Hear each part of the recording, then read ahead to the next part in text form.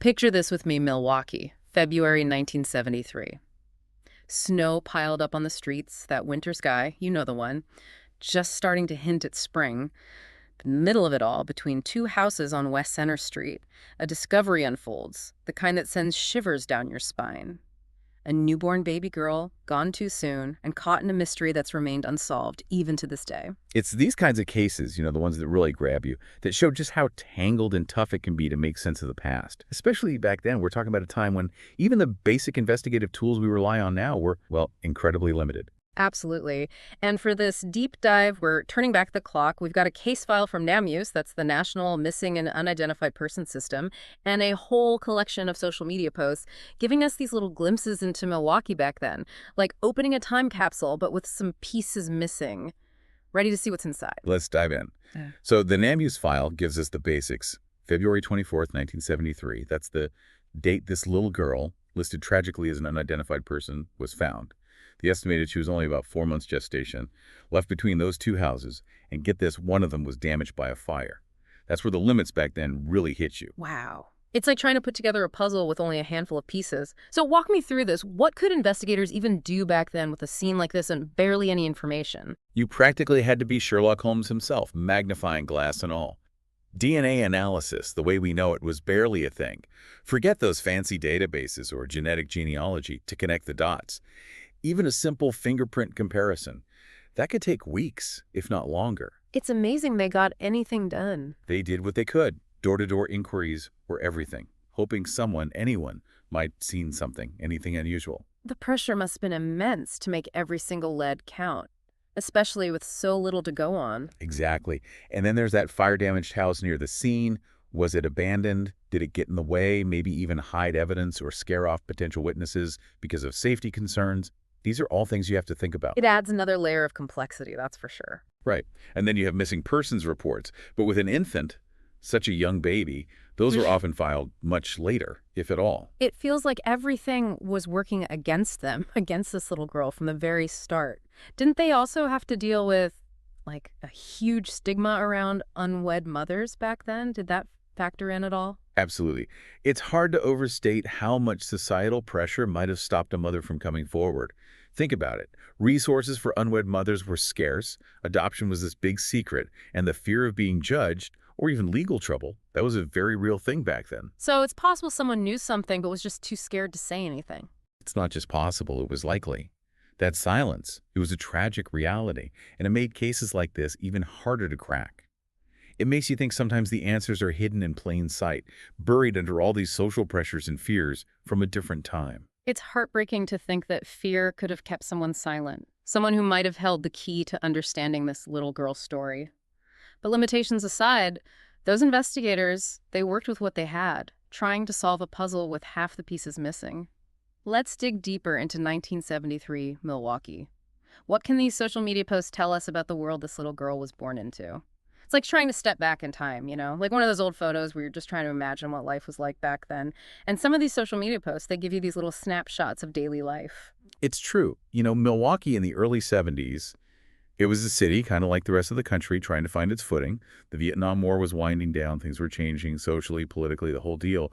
And these posts, they offer these really fascinating glimpses into, like you said, daily life, worries, even those glimmers of hope amidst everything. Yeah, like one post mentioned this huge snowstorm that year, and it got me thinking, we don't have the specifics for February 73, but wouldn't a brutal winter, especially back then, make things even tougher, especially for someone who was already vulnerable? Oh, absolutely. I mean, weather like that, it's not just inconvenient, right? It throws a wrench in everything.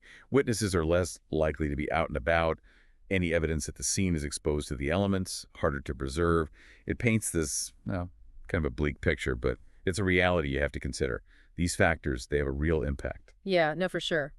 And on top of all that, imagine the societal pressures back then, especially for someone who felt desperate, like they had nowhere to turn. Right, and that's the thing. It shows you the limitations of just relying on people coming forward or clear-cut eyewitness accounts. Sometimes the truth, it's hidden in plain sight, but buried under all this social context, the fear, and just the sheer fact that time has passed. Okay, but here's where I have to drag us back to the present day for a second. Right. We live in a world where DNA technology can crack open cases that for a long time people thought were, like, unsolvable. So is there a chance, even after all this time, that there could be answers out there for this little girl? See, this is what makes these deep dives so fascinating. Back then, even if investigators collected DNA, and it wasn't always standard, the ability to analyze it like we do now, forget it, it didn't exist. National databases, genetic genealogy, which is like, what, using DNA to trace your family tree? It was like something out of Star Trek. You're saying there could be a match somewhere in a database, just waiting. It's a real possibility. If they have a DNA profile from baby doe, they can run it through these massive databases looking for any family links. And here's the kicker. Genealogy websites, they've exploded, right?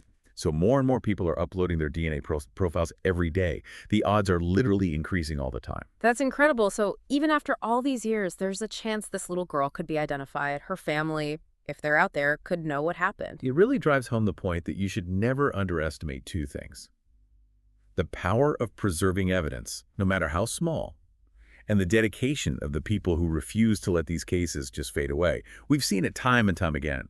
A cold case, forgotten, suddenly comes back to life because of a DNA match or some new lead. It's like they say the truth will out. Only this time, it's science that's helping it along. But even with all these advancements, something tells me there's still a piece of this that technology can't solve, that human element. You're absolutely right.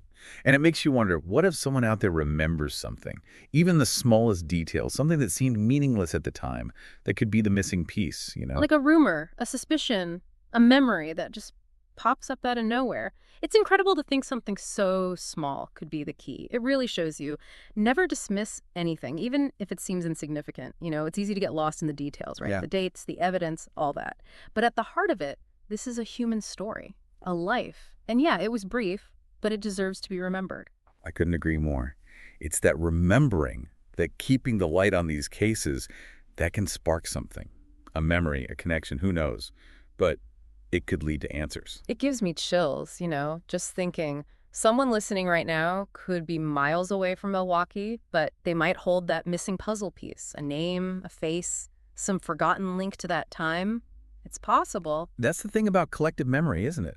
We share these stories, keep them alive in conversation, and suddenly the chances of someone somewhere remembering something crucial, well, they go up. It makes you realize every unsolved case, it's not just a mystery, it's a chance for closure. For families who've been left wondering, sometimes for far too long. And this deep dive into Baby Doe's story, it kind of brings up a bigger issue, you know. All those unidentified persons, especially infants, it's too easy for them to get lost, to become statistics instead of, well, people. It makes you think about that time, 1973 Milwaukee, busy city, and yet there were shadows, places where vulnerability, it just went unnoticed. That little girl found between those houses in the middle of winter, she deserves so much better than to be forgotten. She did. And we might never have all the answers. But by doing this, by taking this deep dive, looking at what they could do then, what we can do now, that's how we honor her. That's how we keep the door open for the truth, no matter how much time passes. Well said. We started with a mystery, a baby girl, left in the winter of 1973.